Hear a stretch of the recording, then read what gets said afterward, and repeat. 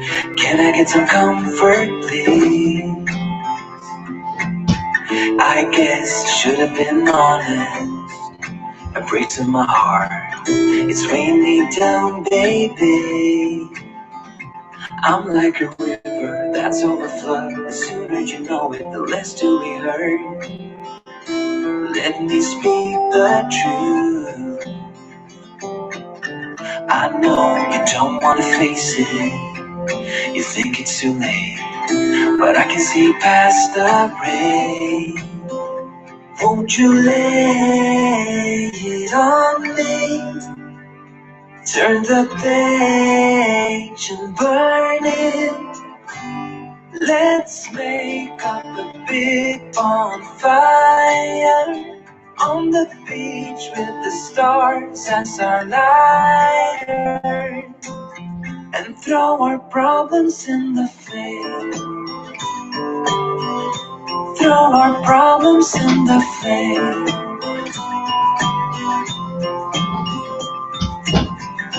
We fell down to the bottom, so bottom up, please. We're gonna get over this.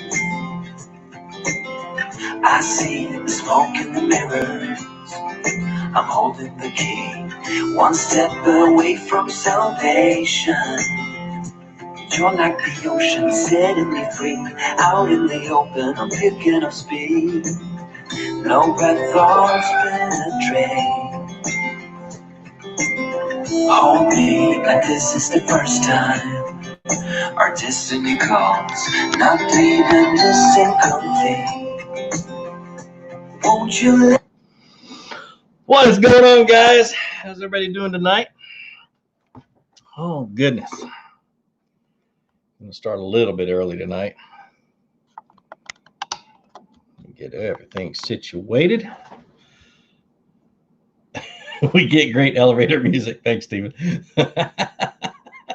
Well, I had to find some duty-free music, so I didn't get busted by YouTube. Oh, goodness. Brian Thrasher, what's going on, man? Welcome back, man. Welcome back. Let me change this banner up real quick. Good. All right. TBM Basson, what's going on, man? Oh, goodness. It's growing, but goodness, I hate December's. YouTube does their annual purge of like inactive accounts and that kind of stuff. I lost 1,440 subscribers. Of course, they don't count. They don't matter anyway. They don't watch. They ain't watching the videos. So, but watching that thing just drop like that is heartbreaking if you don't know what's going on. So anybody who has a channel should have lost a substantial amount of people somewhere earlier this month. So, oh, Justin Gregory says he's been camping at Disney all week, but didn't bring a rod. Oh, man, that stinks. That stinks. We just got started, guys, so hang in there just a minute. I need to make sure I got everything situated, everything set up. How was everybody's Christmas? That's the biggest thing I want to know. Did you get what you wanted? Did you give away what you wanted? I did something that was a lot of fun. We went over and delivered a basketball goal to a family in our community that just got a Habitat for Humanity house, and they got a bunch of kids that just love basketball. And or the lady that has the house now, she's got a bunch of kids, and we took a basketball goal over to them. So didn't have time to set it up though. I need to call, make sure that they got it set up, and if not, I'll be heading back over there. So. All right. Flutemaster.com. You guys don't forget, you get all these really cool things like hats and things like that. I'll show them real quick and then get it out of your way. But go check them out, guys. Like I said, there's nothing on that website that's junk. So especially stickers, you can get them. This one's kind of bent, but all right. There we go. All right, I'm going to start asking. This is just going to be a Q&A thing. It's kind of an odd weather pattern we're having here in the South right now. It was like 60-something degrees today. The water temperatures come up to 58. I can't catch a cold. It's, they're out there. People are catching them on Alabama rigs. I just don't want to throw an Alabama rig for some reason. So it's just me. So I'm going to try to catch them any other way. So far, I haven't been able to do it. So 2 days of not catching. That's all right, though. So, oh, goodness. All right. Let's see. Joshua Thibodeau says, "Hey, Gene, how was your holiday?" It was pretty good. I'm finally going to get to take my SS-127 out tomorrow. First time in 5 months. Going to chase some redfish and speckled trout. I hate you. I knew I shouldn't have read that. Golly, I love freaking redfish. So what's up, Christian from My Yellow Tech? Hey, I just filmed a video today that talks about the stands and the camera stuff that I use and how I film out of my boat. So I can't. It's still on SD card, so I can't wait to get it edited. It's the only one on the till right now, so it's gonna have to be edited quick. Hey, Gene, loving my Fluke Masters t-shirt. Got to get an order in for a sweatshirt. Yeah, dude, those hoodies are absolutely sick. Thanks for your purchase, Kathy. I really appreciate it. Where's everybody from while I'm reading these comments? That's what I want to know. Girlfriend's new tradition is watching Friday Night Live over coffee on Saturday mornings. Thanks, Gene. That's great, Jerry. That's great, man. Oh, goodness. Josh, I'm going to put you in timeout. You keep talking about redfish. I should have gone in October, and I just haven't gone this year. I don't know if I'll be able to go until earlier next year. Saw somebody just said they got a great idea for me. Proud Dad says, I got a great idea for you. How about a contest for subscribers to win a fishing trip with you? That would be it. I've been talking about one. I can't even give away any of the details yet. I've got to finish putting it all together, but it's going to be a good one. It's going to be hard to earn. So we'll see. North Dakota, Northern New York. Ooh, cold stuff. Fresno, California, Minnesota, Ontario, Stone Mountain. That's in Georgia, if you guys want to know. Northern Mexico, a.k.a. Houston. Dalton, Evansville, Indiana. Dalton's in Georgia also, guys. Cold Minnesota. Golly, I may just have to talk about ice fishing then. You got all these guys from Minnesota. I'm sorry. Ice fishing. Let's stand in a box or sit in a box with a little fishing rod about this long and stare at a toilet hole all day long. No, not my idea of fun. So I love chasing them. I love going around drilling holes and stuff, but that's about it. Bowling Green, Kentucky. Awesome. Fort Leavenworth, Kansas. Good. Jason, are you in the military being at Fort Leavenworth? Cardi James from right down the road in Cartersville. That's awesome. That's where my wife is from. I was just there day before yesterday. No, yesterday. So, well, cool. There's a Birmingham. All right. So, what to talk about? Bass fishing right now. I know you guys got a whole lot of stuff. A lot of guys got some really cool stuff. I ran into a guy out at the lake today. His name was, what was his name? George, I think. And he got a brand new kayak. So I was pretty excited to see him out there fishing out of it. And I got to talk to him for about an hour. So, but that was fun. I just wish the fish are kind of in a weird deal right now out at Rocky. They're scattered and suspended, and they're chasing giant balls of bait fish. And you can make cast after cast after cast. And the guy that was having success, I saw him catch one in 3 hours. And he was throwing an Alabama rig. And so I'm going to try again tomorrow and then again on Monday without an Alabama rig. And if that doesn't work, I may have to tie one on. So, CNZ DDD says, what is ice? That's awesome. Awesome. Fred Kaling from Idaho, man. My grandfather's from Blackfoot, Idaho. So, but what do you guys want to know? Let's get some Q&As going. I'm done talking about where people are from and the bad fishing around here. It was tough. It really was tough today. So Terry Clower's been watching Mikey Balls fishing. That's awesome.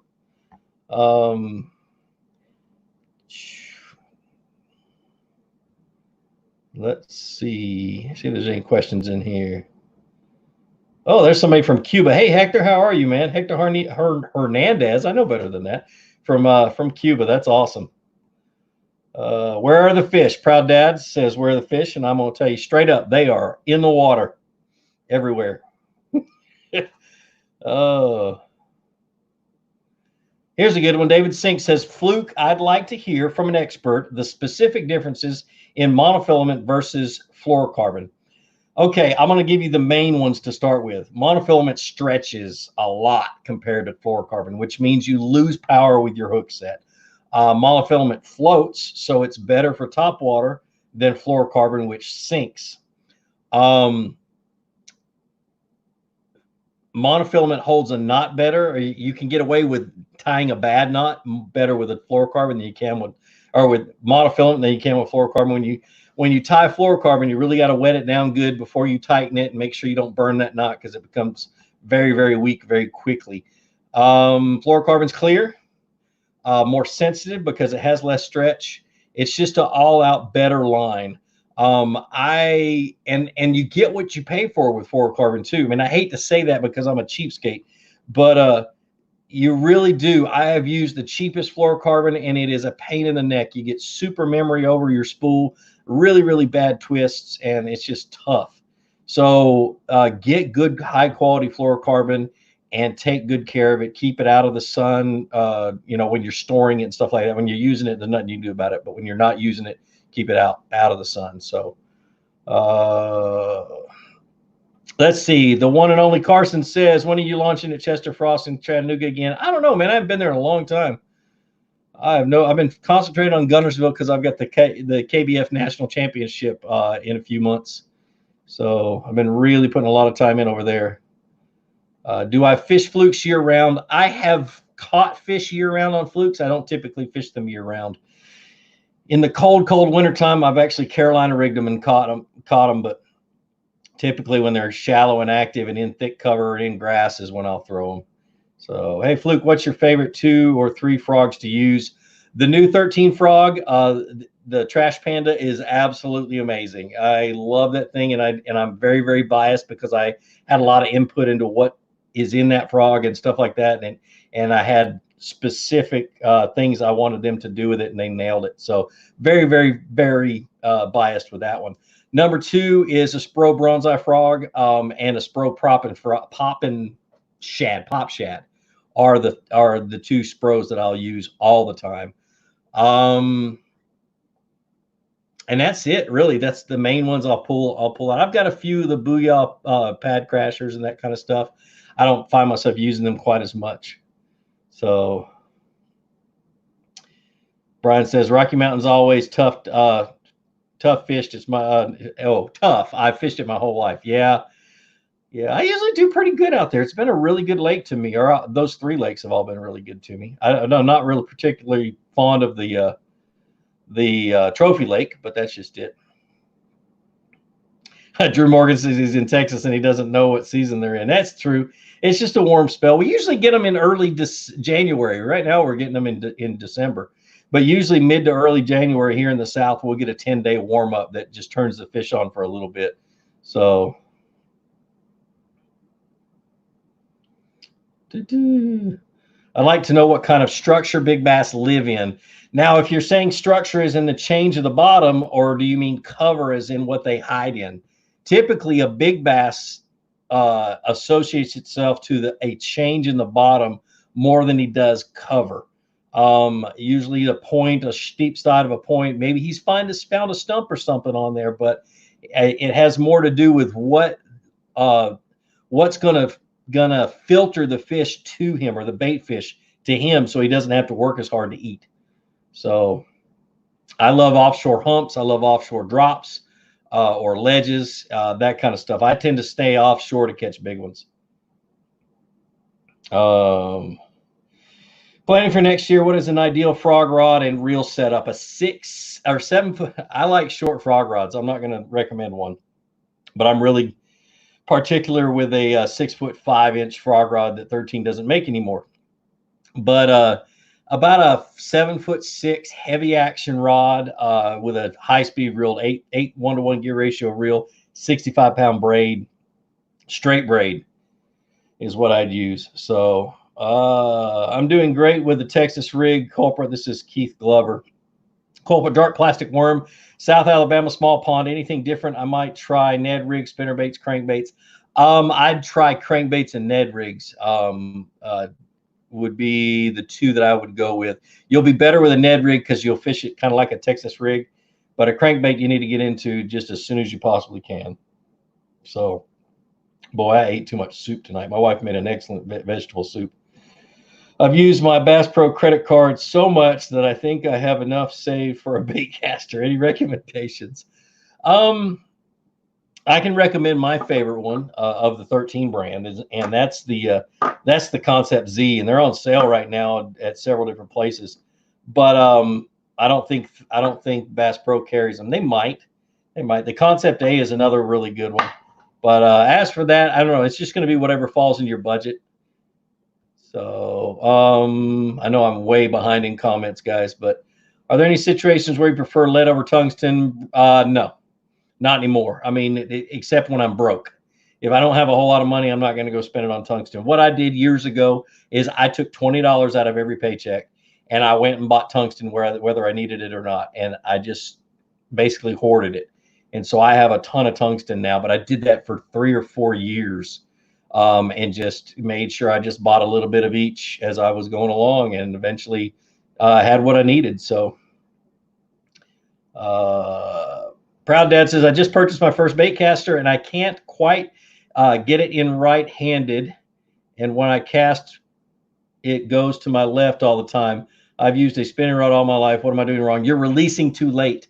I've got 3 videos on how to cast a Baitcaster. I'm trying to think of which one. It's going to be the one where I taught my nephew how to cast a Baitcaster is one you need to watch. It talks about release points and it talks about that kind of stuff. So you don't whip it like you do a spinning rod. And a lot of times if I'm fishing a spinning rod all day and I reach down and grab a Baitcaster, my first cast is going to be a backlash. It's going to be rough, or it's going to go straight down into the water just because I'm so used to casting a spinning rod. So two totally different casts. But yeah, go watch that video. Where do you find the bass during these winter warm spells? Literally, when this kind of stuff happens, I go looking for the bait, for balls of bait and that kind of stuff. And a lot of times in these warm spells, if you've gotten really cold in the winter, I don't know where you're from, man, but really, if it's been like 40s and then maybe low 50s and it warms up, they're going to go to the rocks because those rocks are going to get warmer faster. So go to riprap, go to rocky banks, go to dark banks. If you have banks that have, like, I don't know, for some reason the bottom is just darker, they're going to go there first. But they're going to stay close to that steep drop. They're going to stay close to deep water. So you're looking for a place that has deep water close to it and is rocky, and you should be able to find them. And logs will have them. They'll be under logs if there's no rock. So do I use any scents? Yes, I use JJ's Magic. Is the scent I use. It's a strong garlic scent. It lasts forever. It's what I've used for many, many, many years, and it has never let me down. It always causes the fish to hold on longer. It doesn't cause them to come from 300 miles away and bite my lure, but if they get a hold of it, they hang on to it. So Switchback says, I'm new to topwater fishing for bass. When is the best time of the year or water temps to have good success? Whenever you find the fish shallow and active. It usually starts somewhere in the mid to high 50s for the water temperature, and it'll go all through the summertime, even into the fall. So, but whenever you start seeing a lot of activity shallow, whether it's bait fish or whether it's bass or anything, start throwing a topwater. They'll be shallow in it, and that way you know they're shallow and active. So, I just had a big jump forward. There we go. I'm a big fan of the channel. Do you fish crankbaits all season? I do. I'll fish deep diving crankbaits and anything really all winter long. I just fish them super, super slow. Crawl them on the bottom is typically what I do. But it's not typically what I have the most success with, but it's a lot of fun. It's a good challenge to go out there and fish them in the wintertime.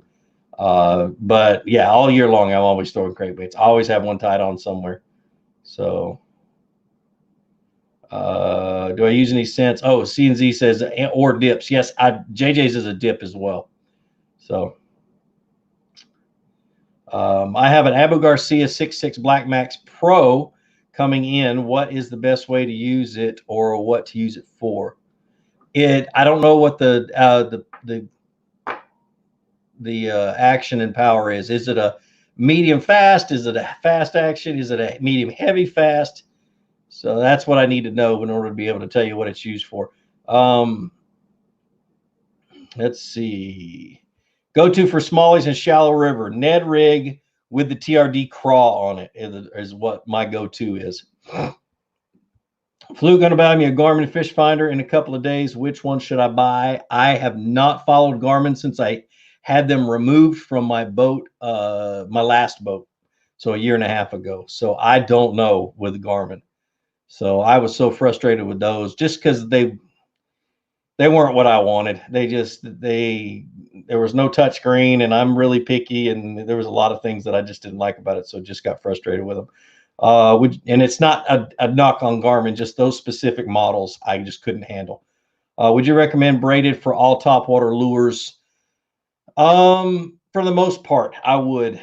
The biggest problem with braid with spooks and anything with treble hooks is you're going to get those treble hooks wrapped around that line a whole lot easier. So what I typically would do, if you have braided main line, you don't want to take it off your rod, but you still want to throw a treble hook to top water, tie you a leader about this long of, it doesn't even matter if it's fluorocarbon, about 8 to 10 inches long, tie it onto the end of the line, and then tie your lure to that. So can you use regular fluorocarbon for a leader instead of buying a fluorocarbon specified as a leader? Yes. I'd have never, ever bought a line specified as a leader. Even when I fly fished, I would make my graduating tippet. I would tie each individual. I had like 5 or 6 pound to 4 pound to 2 pound tippet, and I would tie one onto the other so I wouldn't have to buy specific leader material. So what's my favorite jig rod? My favorite jig rod is a 7'3" heavy action rod. I love the Muse Black. I love the Fate Black is a really good one too. My second favorite one is a 7'3" medium heavy action rod for those lighter jigs or those light wire jigs where I don't have to really hammer a heavy hook home. So where's the best fishing shows and expos this winter? The only one that I go to in the wintertime is the East Tennessee Fishing Expo. I've been there for 2 years in a row. I usually go on a Saturday and hang out and then go home. But I love that show. It's always a good one. So let's see. Oh, Jeff Holland saw the charge in the back. Power pole charger looks amazing. Is it easy to set up? It's just I haven't put it in the boat yet. I just got it last week. But it is just like a regular 3-bank charger. You literally mount it inside your boat and hook it up to 3 of the batteries, and then everything is done via Bluetooth on your phone or whatever. Everything is done with the app. So yeah, that thing is going to be awesome. I can't wait to sit down and put it on my boat. And should I make that announcement? Yeah. I got a new trolling motor today too. Got home from fishing and it was sitting in my living room. It's the new Motor Guide trolling motor. So I'm gonna put that on the boat and show that to you in just a few weeks. So it should be a lot of fun. I'm excited about that one. So have I used a portable fish finder when I bank fish? Yes, I use the Vexlar Sonar phone is my favorite one. So your go-to soft plastic drop shot lure. The Strike King half shell, I think is what it's called, is what I typically go to first. But yeah, as a matter of fact, I fished it today. Didn't catch anything with it, but that's where I go to. Do you fish crappie jigs targeting bass? I have. I don't do it very often, but I have done it. So let's see. Just got a Ducket Jacob Wheeler Edition cranking rod prepared with a Revo medium heavy. Can I throw a fluke and top water? You can probably throw top water and maybe a weightless fluke. I'm not sure how flexible the tip of that rod is, but I'm guessing with a little bit of finesse you can throw a fluke. I know you'll be able to throw top water. So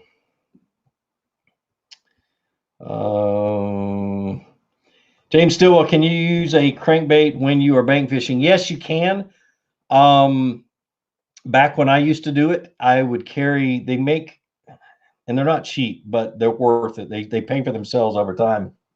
They make a lure retriever that's basically a looks like a paint pole with a little corkscrew thing on the back, on the end of it. And you can, 9 times out of 10, if that pole can reach that that lure, you can get it off. I didn't get hung up that much, mainly because I use square bills and I figured out how to crank them without getting them hung up. So, what are my must-have snacks for an all-day fishing trip? I usually have pistachios, Vienna sausages, and maybe some jerky, but I've kind of gotten away with jerky. Just has too much sugar and too much salt in it, so I try to stay away from it. Oh, sorry guys, I don't know why I'm so tired. Maybe it's because I stayed up till 2 o'clock playing with my kids last night. Have you ever used casting rods and reels? Not in a while. I was not impressed with them many years ago, so I kind of stepped away from them and didn't go back. So JJ's magic on everything. I marinate my steaks in it. Oh man. Let's see, what's your rod specification recommendations, length, power, action for shallow running square bills, 3 to 5 feet? Okay, I'm gonna have 2. When I'm fishing really aggressive and I'm beating the living crap out of that crankbait up against sticks and ripping it out of grass and beating it up against rocks, I fish a medium fast action rod, and I'm fishing 15 to 20 pound line. Now, if I'm just the way I normally throw it, almost most of the time when I'm not really getting super aggressive, but I'm just working it around cover, a medium moderate action rod under 7 feet long with 12 to 15 pound line. And that's that. And the real, excuse me, the gear ratio.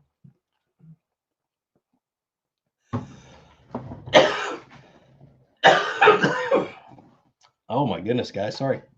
The gear ratio is going to be, I like a 7-3 to 1. It's typically what I like. So, whoo, goodness.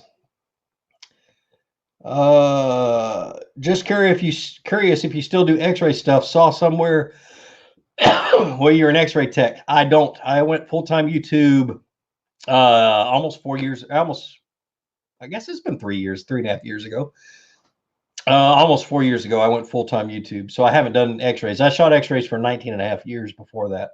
I got my training in the Army and got out and worked at the Medical College of Georgia Hospital for 15 years. So, will I be doing any more bank fishing videos? Yes, I've got a private lake south of town that I've got permission to fish finally.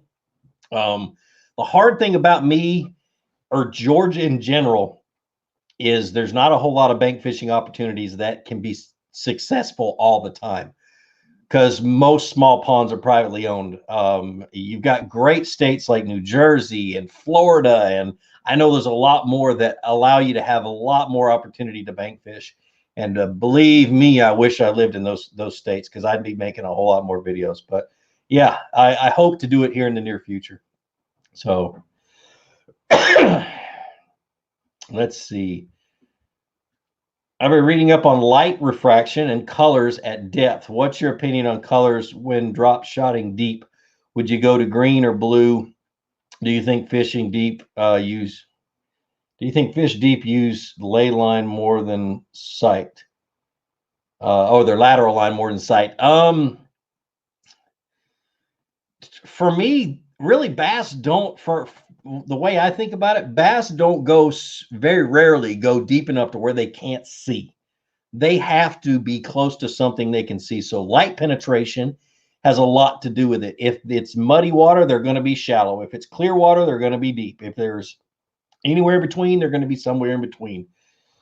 I typically go with a color if I'm fishing deep, and it's like not quite clear water. I'm going to go with a darker color like green or black, green pumpkin or black. if it's, it just all depends, really. I don't think about it as much as in, are they using their lateral line? Are they doing this? They're going to use their lateral line in muddy water. I typically don't worry about it when they're deep and the water's clear. So I hope that helped. Whew, I got to get over this cough. Goodness. Turn your head and cough. No. Is there any good float tube ponds in Georgia? There's some good public fishing areas that have good ponds. I actually used to, back when all I had was a float tube. Charlie Elliott Wildlife Center, I think they call it Clybell Wildlife Management Area, I know they have 22 ponds, and most of them, usually 12 to 15 of them are open. Great ponds to carry a float tube in. There's some of them are walk-in only, so you can get to them and get out on the water and fish them.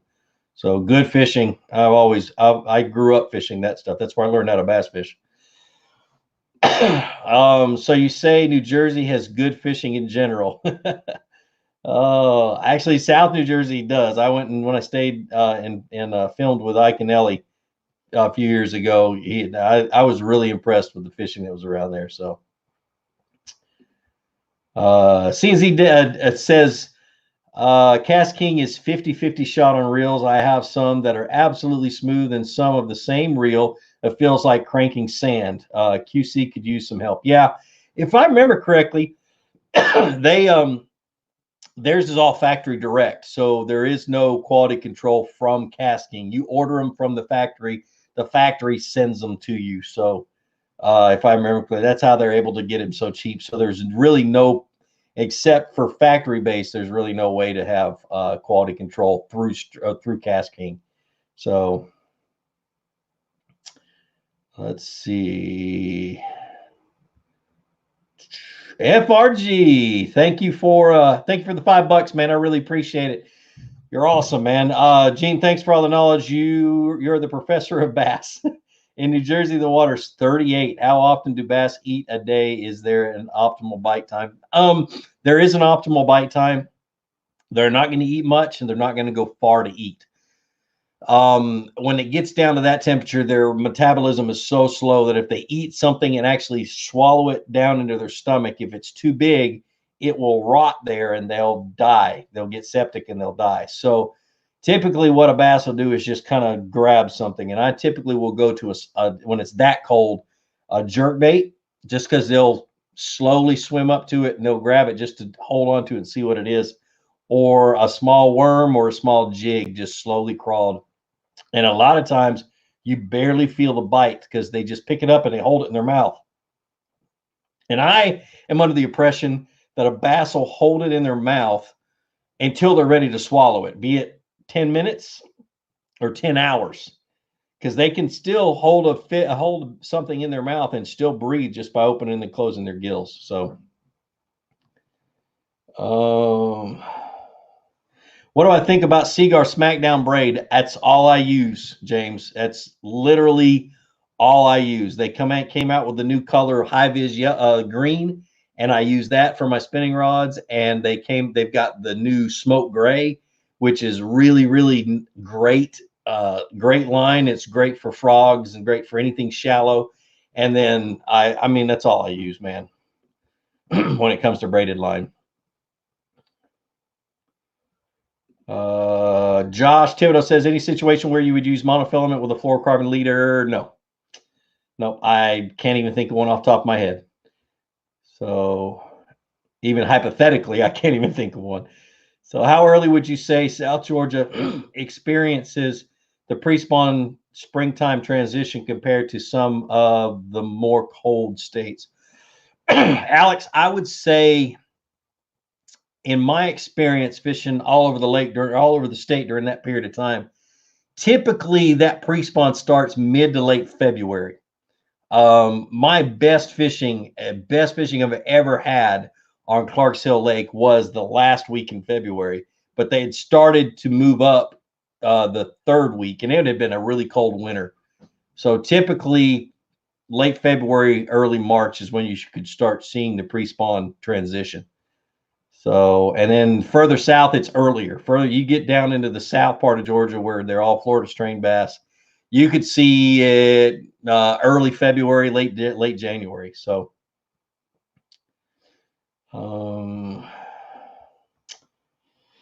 let's see. That Moser boy says, I only use mono. I use 4 to 6 pound. If I were to try fluoro on a rod, should I stay around the same line weight as mono? Wow. I rarely use anything less than 6 pound mono or 6 pound line, period. But yeah, you can use the same. You'll find that it's thinner. It's quite a bit thinner than what you're used to. So you might want to bump it up just to where you get the same feel for it, but shouldn't be a big problem. Bradley, oh, you're answering somebody else, Jeff. Thanks, man. Kathy says hit the like buttons. Thanks, man. Yeah, you guys be sure to hit like button. Matter of fact, let me change my banner. I always forget to do that. What is the difference in high visibility and low visibility? So when I'm finesse fishing, when it's really, really tough fishing, I typically will grab a spinning rod, throw something really, really light on it, like a little small worm or a small something, 1/8 ounce. And the braided line that I use is high vis, so I can see anything, any kind of bite, any kind of anything on the end of that line. I throw it out, let it sink to bottom. As I'm dragging it and I lay it slack, I can see the line laying on the water, and I can see whether it jumps if a fish bites. So that's typically the only time I'll ever use a high vis line. Other than that, I'm going to use something like green or gray, just so the bass don't see it. And it has more to do with what's in my head, but I really think that sometimes it makes a difference. So do I think bass spawn more often in Florida? They spawn earlier. I don't really know whether they spawn more often, but I know they start in the South Florida. They'll start spawning in December. They should have already started, and then it'll kind of work its way on up. And I think they'll spawn for 4 months, so maybe a month longer than everybody else. So RJ casting, any benefit to the deeper fish finder for bank fishermen? I don't know. I haven't really looked at the deeper in many years. I tried out the original one and I really didn't like it because it was more like playing a video game than it was a fish finder. So it just looked really, really cheap, but I have not even paid any attention to them since then. So it's been a few years. Let's see. Franklin, what's going on? He says, hey, does the knot you tie really matter per what you're throwing, or is it whatever works? For the most part, it's whatever works. Now, for like a drop shot rig, a Palomar knot is essential because you've got to run that line back down through after you're done tying the knot, you run your line back down through the eye of the hook, and then it makes that hook stand straight out. Braided line, it works better with a Palomar knot than any other knot.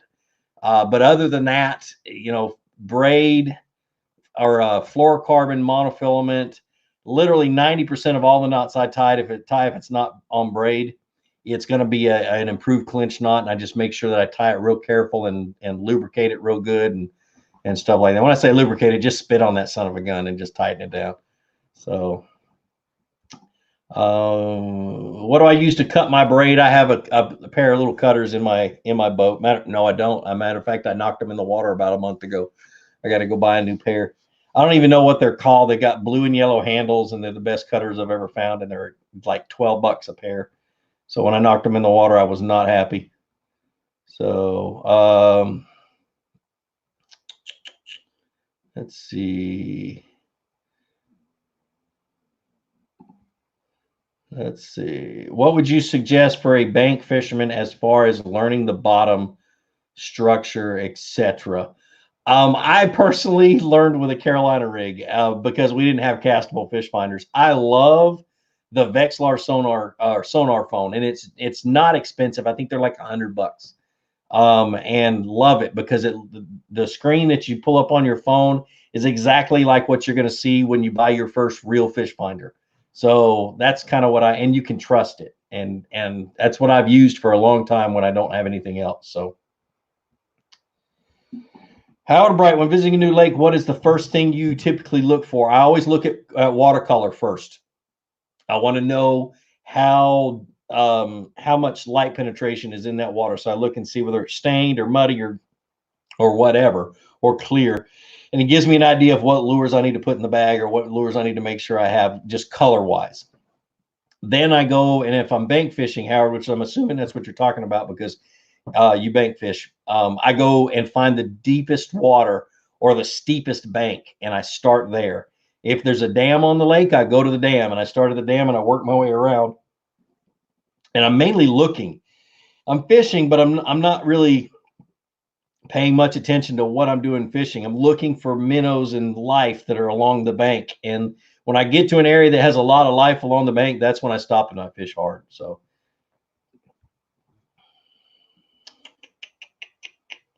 trying to see my, okay, good. Is a fake black a good rod? Yes, it is. A really good rod. Ugly green, but it's a good rod. Let's see. How do you approach winter months in the southern states? Do you go big or small for these few bites? I actually, this time of the year, until it gets to the coldest that I think it's going to get in the wintertime, this time of the year, I'm throwing small. And it has held true on Chickamauga. My buddy that fishes there all the time says that they've been hitting small baits. Everybody's catching them on small baits right now that I've talked to. But once that water temperature gets to the coldest it's going to get in the wintertime that I feel of, and it's typically mid-January, that's when I'll start throwing jerk baits and dragging a jig. That's just my experience. I'm not saying that's the gospel, but I'm saying it's pretty much what I've experienced for years. So how many rods do you take with you when you kayak fish? I take 6. I have 3 rod holders on my black pack. I have 2 that are off to the side pointed backwards. So that's 5. And then I have 1 that I'm fishing with. So I typically have 6 rods in my kayak. So let me see.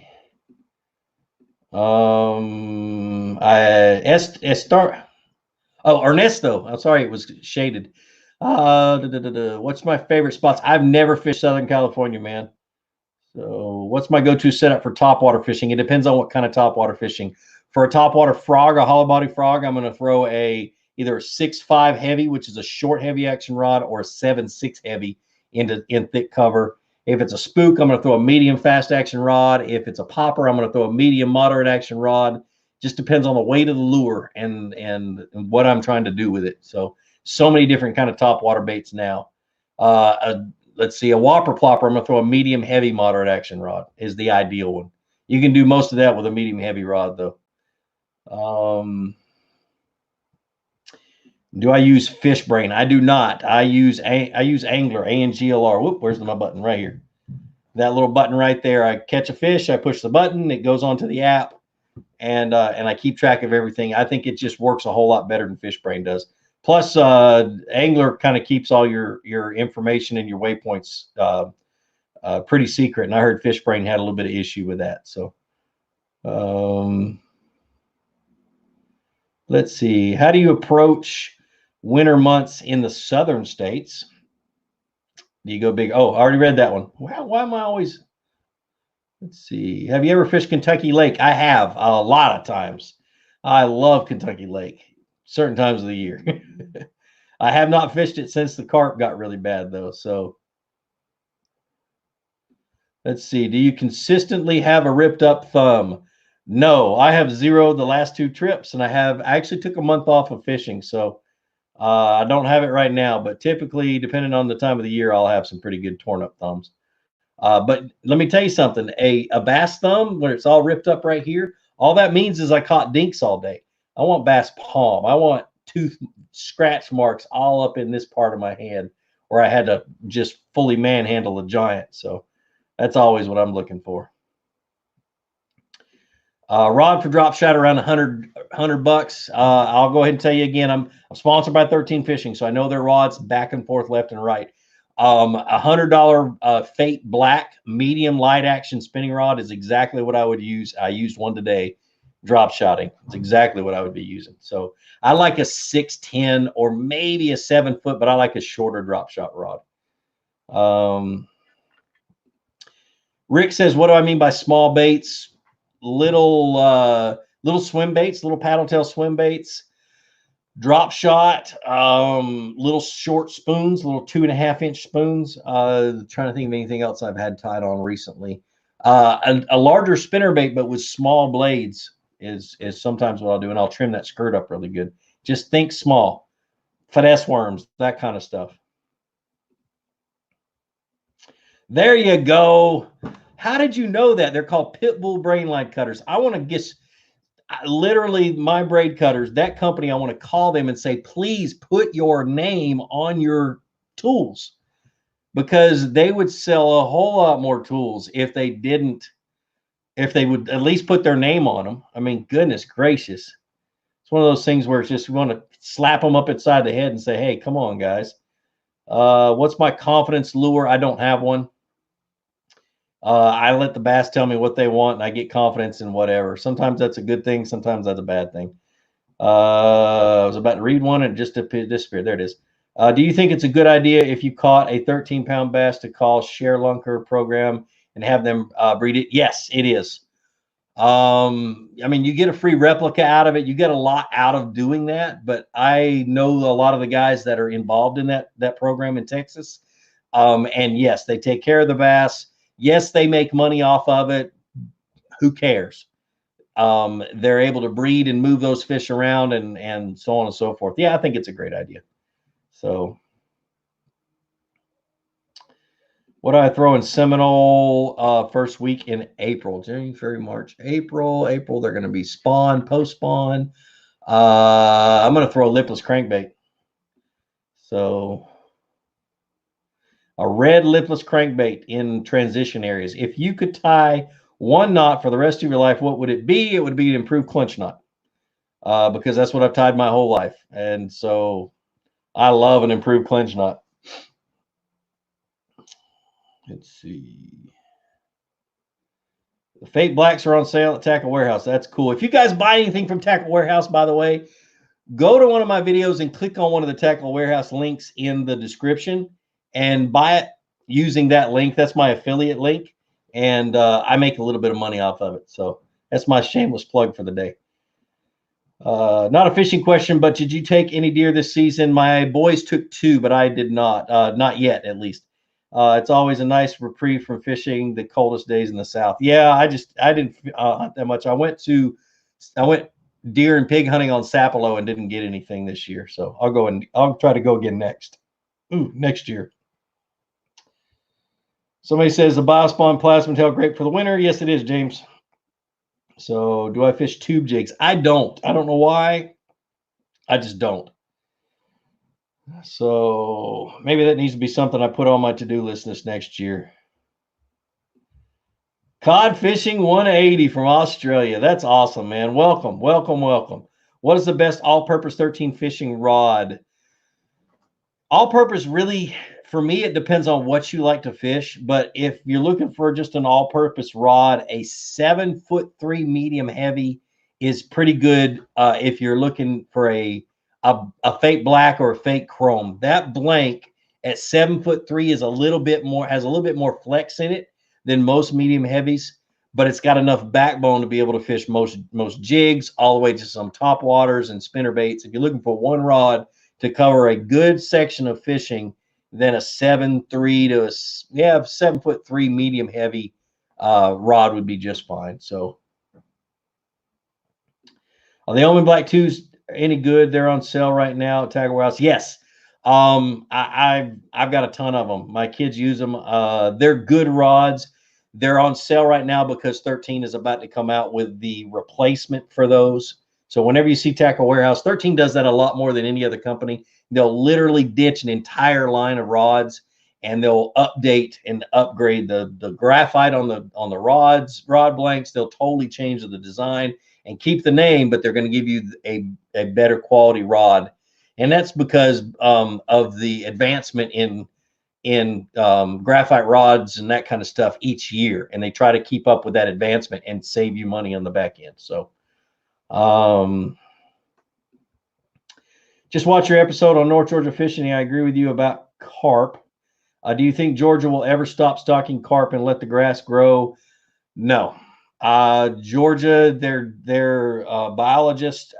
They, like I said in the interview with North Georgia Fishing, biologists, they go by the book that they learned in college. They don't try to step outside of that book. And I know some private land biologists that have stepped outside that book and have done amazing things for bass fishing.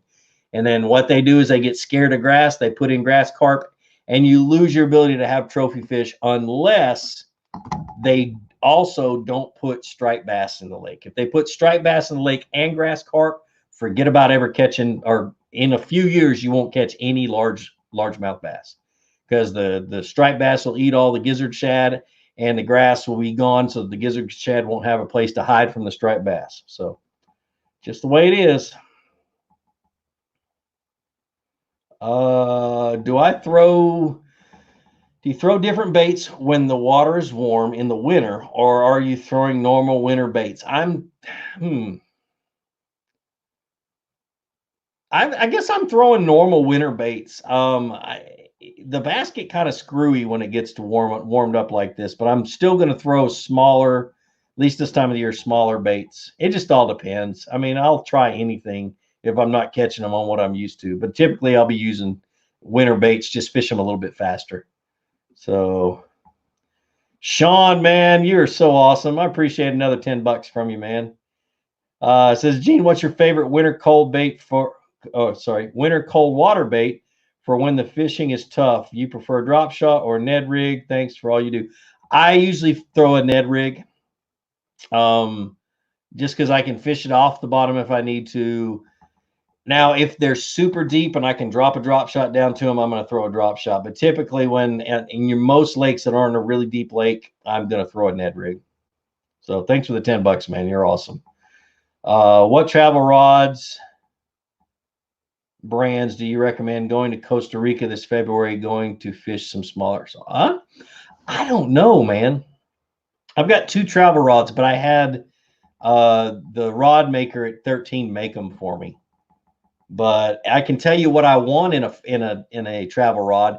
You need to get one that has carbon ferrules. You don't want anything with metal ferrules, and you're going to want to spend good money on it. You're going to get what you paid for, and it will make a miserable trip if you break a rod. So carbon ferrules, and just make sure it's got all good components and stuff like that. So you're going to spend a pretty penny, but it's going to be worth it.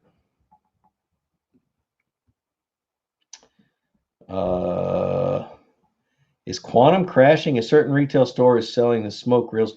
They're probably coming out with a new model. Don't assume that a company's going out of business, but they're probably coming out with a new model. I don't know. I don't pay much attention to that kind of stuff. Thanks, Neil Scoggins. I appreciate it. That's not what I want to click. It's so hot here in Australia, the Murray cod are hard to catch, so I'm going to try a chicken rig. What do you think of that rig? I have seen a chicken rig once. I've never fished it. So try it. I don't know, man. I know it's got to be miserable hot down there right now. What's the best biospawn bait you like to use? I love the plasma tail. The only problem with the plasma tail, and I haven't used one in a couple of years, so I'm not sure if they changed the plastic, but when they first came out with them, the plastic was a little stiff, which was perfect for a shaky head. But if you put it on a hook all by itself with no weight or anything like that, it tend to slide down the hook a whole lot easier. And so, but I think that they probably have fixed that. What's your favorite post-tournament meal? The biggest freaking hamburger I can find, Carrie. Oh man, a hamburger. I wonder what I'm going to eat after the national championship this year. 3 days of grinding.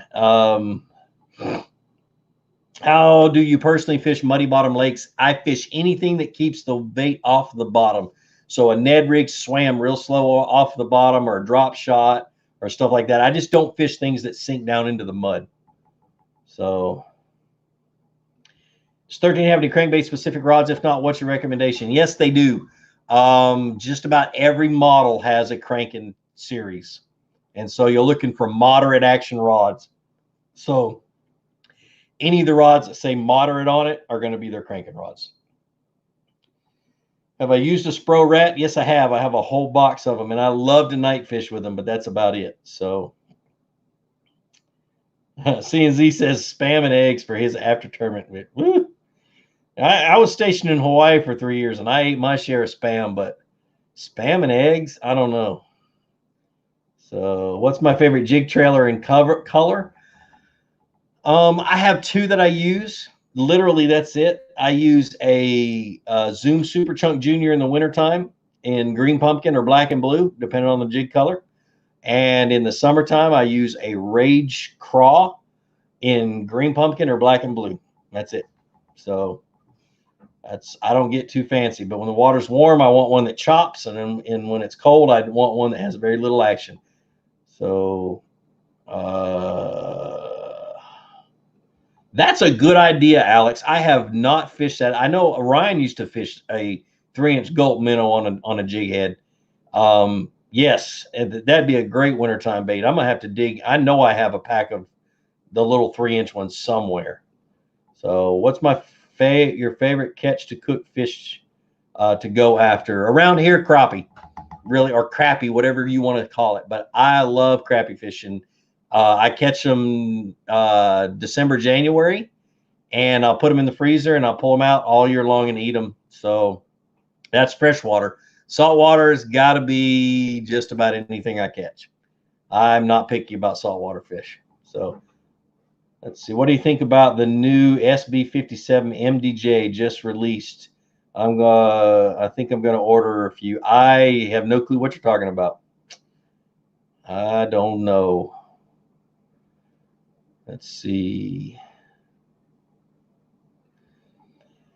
Bass Thumb Fishing says, are you competing in any kayak tournaments next year? Yes, I am. I'm going to try to fish as many of the state challenges as I can. And what KBF does, Kayak Bass Fishing, now KBF is a lot like BASS. It's an association. You join it as a member, and then you're able to fish their tournaments and get their, they got a lot of perks and that kind of stuff. Great reasons to join KBF. But I joined KBF, and I'm going to fish as many of the state challenges as I can, which are month-long tournaments, and it's my best 5 during the month. I've got the KBF National Championship that I'm fishing in April. Winner gets $70,000, and with bonus buck stuff, I could probably win somewhere between $100,000 and $120,000 worth of stuff. Then I'm fishing at least 2, maybe 3 BASS kayak tournaments, and those are the ones I'm planning on right now. So, yeah, man, I'm looking forward to it. It should be a lot of fun. So, let's see. I'm fishing a power plant lake in Kansas. The water is murky, 44 to 55 degrees, but big but heavily pressured bass. What should I use catching one bass per day? Heavily pressured, 44 to 55 degree water temperature. I don't even pay much attention to being heavily pressured. What I typically do is I would slow way down and fish either a jerkbait or a jig or a Ned rig or a drop shot. So tiny, or if they're in a little bit of a chasing mood, a jerkbait, but super slow, and you should be able to do pretty good. So Alex, have you ever considered throwing those big glide baits? I've got 4 or 5 of them, and yeah, I throw them, and I've caught a few fish on them. I just don't have a lot of confidence in them. But one day there will be a video about glide baits. I am not a swim bait expert, which is my problem, and it's the reason why I haven't come out with a video on them.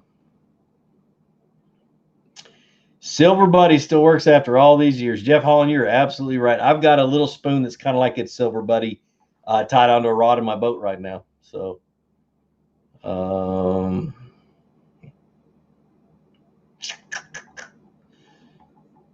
Mark Newman, what do you think of the SLX DC reels? I have never been a fan of Shimano.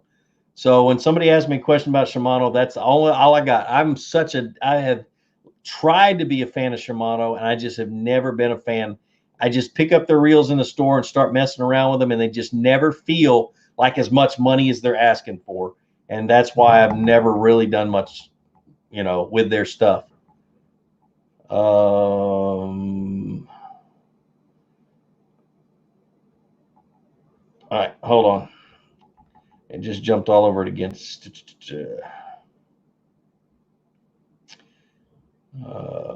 Howard Bright asks if I've never ever fished Waco in Texas. I have not.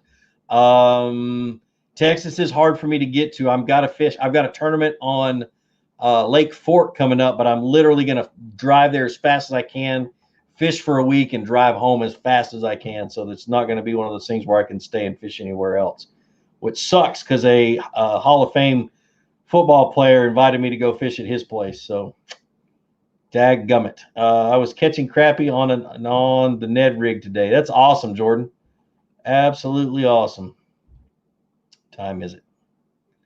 Got about 9 minutes. Have I ever fished with tactical bass? And I have not. I've been trying to get a hold of them lately, and I don't know what's going on. I don't know if they don't like to do collabs with anybody or not. I have noticed they don't do a whole lot of them. I don't know. I'm not throwing any shade on them because they're great dudes, and I'll totally recommend you go watch their videos.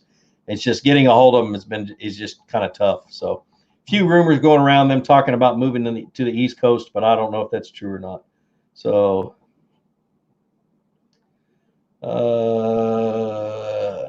Thanks, guys. I appreciate all the invites. Like I said, this year I'm not going to travel as much. I spent way too much money on travel last year, put my family in a financial bind.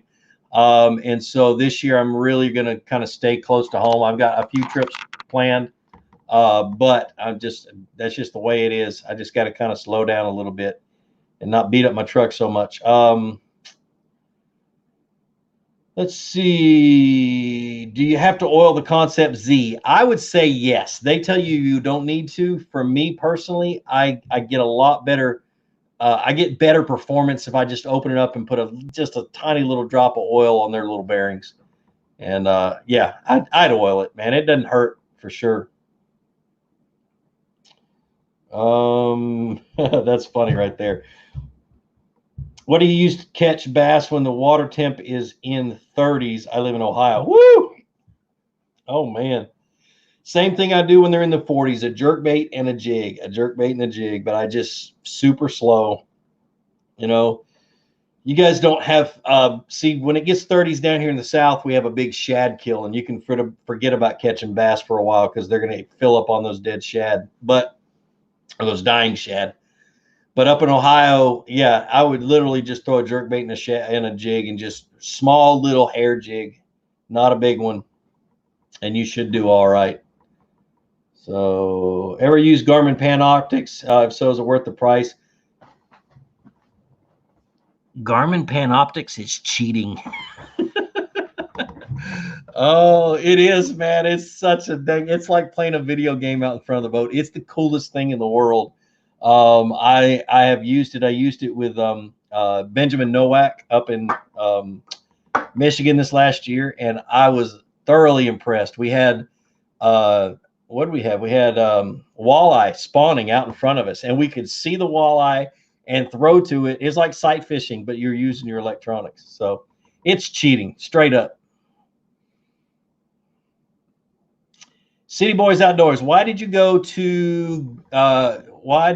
aluminum boat over glass? When you're buying a new boat, you can finance that boat for 20, 30 years sometimes and get it down to where you can afford to own that boat.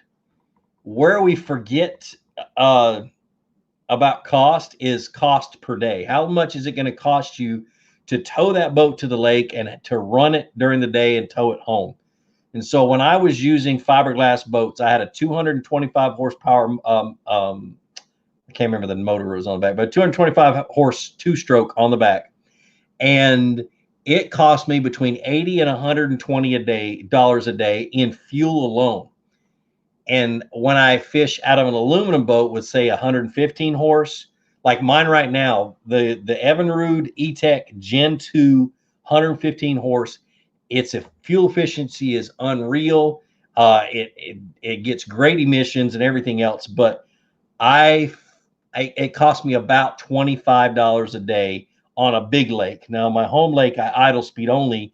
I can go for weeks without filling the gas back up, weeks and weeks. But it's just cost per day, dude. So $100 to $120 or $80 to $120 a day, or $20 to $40 a day. And that is my deciding factor, because if I can't afford to go out and go fishing, it don't matter what I'm paying a month on the boat. So, and the new aluminum boats, no matter what the brand is, well, most of the brands really, really do care about the quality of their boat, and they have the technology to bend aluminum to the point where you have about the same feel and the same ride as a fiberglass boat. So, Kong, thanks, man. Thanks for the $10, man. Everything that Ryan knew about catching the first bass of the day. Is that something you can teach us? Thanks for all you do. I might be able to. I might have to go back and read some of the things he wrote. Gosh, you're gonna make me start crying because I miss him so much. But you know, don't do drugs, guys. Seriously. If you guys having issues with meth, just get as far away from that stuff as you possibly can. But anyway, yeah, I'm gonna have to read and find out what all he said about that. So I've got a bunch of his stuff that he's written over the years. Any socks you recommend, rod gloves or others? You had to ask. I don't remember the name of it.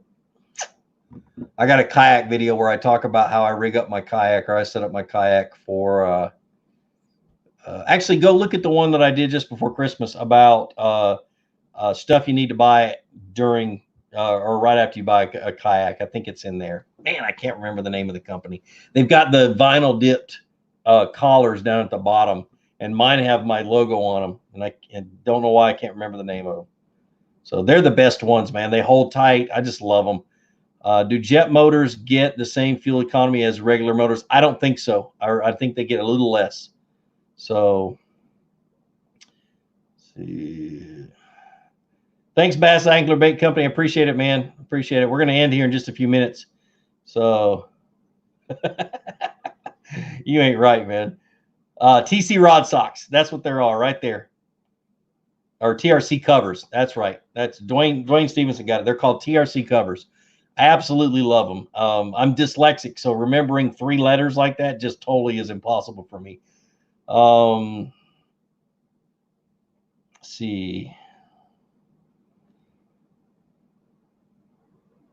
I tell you what, that's more bites than I got today. And actually, it's more bites than I've gotten in the last 2 days.